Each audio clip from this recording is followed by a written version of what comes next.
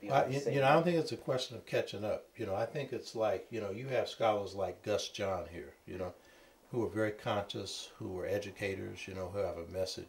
You had a brother named Ron Phillips who died a number of years ago, who led the delegation to the Sixth Pan-African Congress. He was an engineer from Guyana. There are a number of conscious people.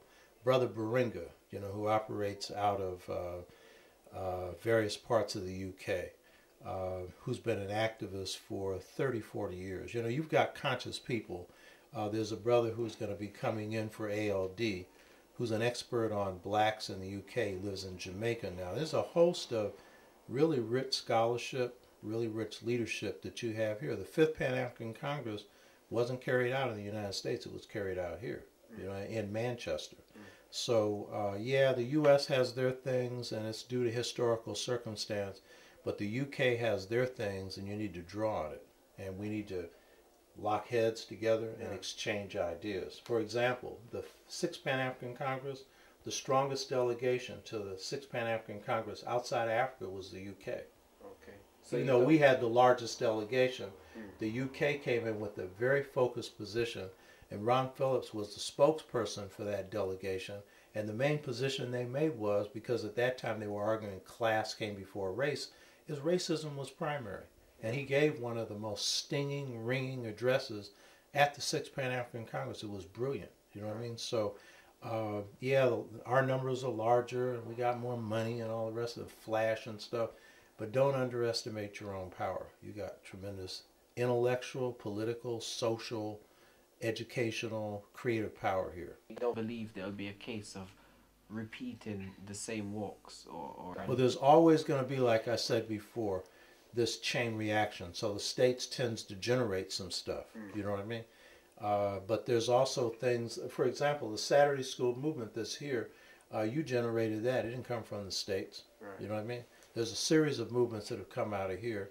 The Rasta movement coming out of Jamaica that's had its impact here, Bob Marley, that's a African thing that's Caribbean based. It's beautiful. You know what I mean? So, we're all African people, and, we all bring in our own beauty. And so it's not a matter of catching up with us. And sometimes none of us, there's an old saying we have, it's Caribbean, African American, we haven't got a pot to pee out of a window to throw it out of. You know what I mean? And so none of us have yet solved our problems. So none of us are in the position to have the super answers for anybody. We can put forward what we have, which is best, and when we do, we need to critically look at it, figure what we can use and what we can't use. This We Are Family campaign, if it's going to work here, it's got to be nuanced to the UK, meaning it's got to suit UK realities.